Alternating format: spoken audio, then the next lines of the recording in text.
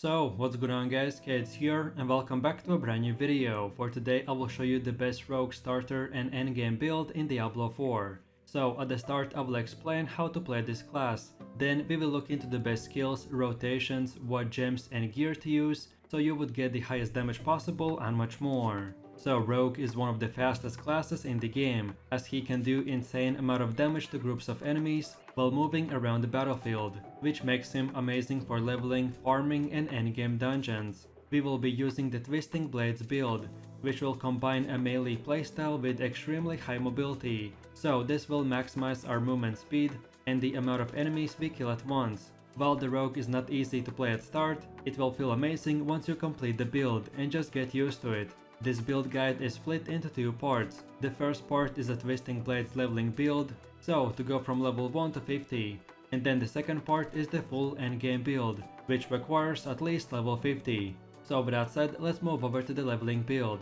So to start off, from getting to level 3, we have to put 2 points into these two nodes. Then from level 4 to 7 we spend 4 points in here, then from level 8 to 15 we will get 8 points, which we wanna use by getting all of these nodes. And don't forget that once you reach level 15, you have to complete a short questline, starting in Menestead Fracture Peaks, that will unlock the ability to get your specialization. Then from level 16 to 31 we will get 16 points, which we should spend by unlocking and upgrading all of these nodes. And then lastly, from level 32 to 50, we will get 18 skill points, which we should spend on these specific nodes. And then lastly, don't forget about the renown, which after you gather all the renown in the game, you will get 10 extra skill points. I recommend to spend them towards your leveling progression, as I just explained a second ago, and then in the endgame build I will show you where to spend your last 10 leftover skill points. Then as far as progressing goes, leveling up in Diablo 4 is similar to most of the other MMOs. So for the most part, this will mean that you have to constantly replace one rare item with a better one, all the way up to level 50. So as there isn't one best leveling gear, the stats to look out for the one-handed weapons are preferably the daggers, and for them you want to get high DPS, core skill damage, vulnerable damage and damage to close enemies. And then for the ranged weapons, preferably crossbow, you want to get the core skill damage, vulnerable damage and damage to close enemies. Then for your clothes, the armor pieces typically grant us defensive and utility stats, except the gloves, which will offer us offensive stats. So for your helmet, try to get the cooldown reduction, armor and life. Then for the armor chest piece, get damage reduction, armor and life.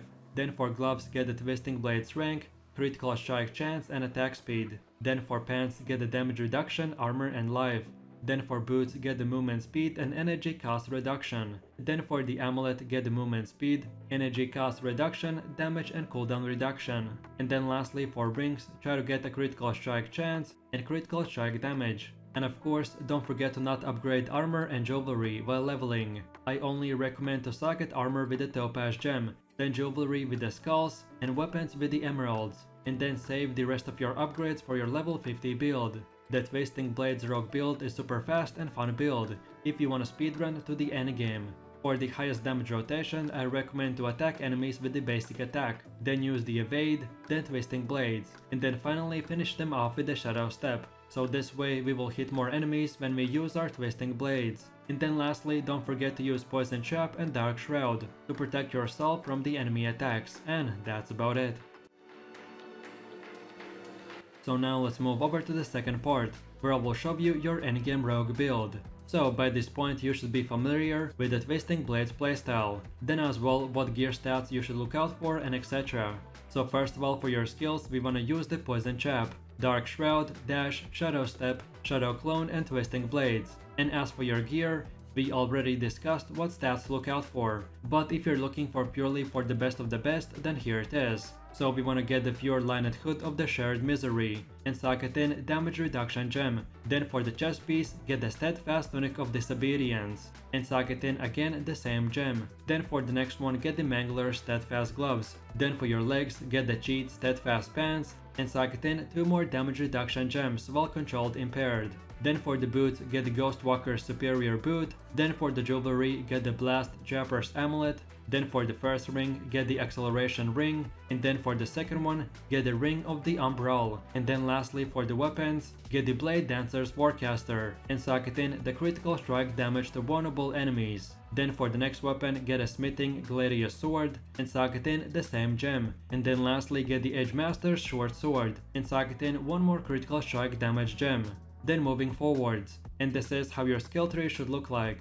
If you just came from the leveling build, then this is very similar. So again, just copy these exact upgrades. And don't forget that by gathering all the renown in the game, you will get 10 extra skill points. And then finally we have the Paragon system. At first it might seem overwhelming, but if you're like me who played the previous Diablo games, then this is quite self-explanatory. So starting off, this is how your first 26 points should be spent. Then this is how it should look like at 62 points, and then this is how it should look like at around 92 points. And then lastly, this is our final goal at around 109 points.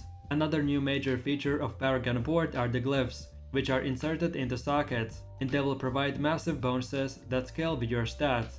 You can level up your glyphs by successfully completing nightmare dungeons. And here are my top 6 best ones. So we select the Exploit, Combat, Diminish, Turf, Closer and Control. So then in my final summary, the Twisting Blades Rogue is super fun and mobile assassin build that can speedrun through any world tier content. While quite difficult to learn, it is a build that feels very rewarding. For gameplay loop, I recommend to invest into energy recovery as much as possible, so you can spam the Twisting Blades. Then when you're fighting monsters, always before using the blades, first of all attack few times the enemy with the basic attack, and only then start running around the enemies while using the Twisted Blades. Then as well use your Evade, Dash and Shadow Step to reposition, while in combat or when moving from zone to zone.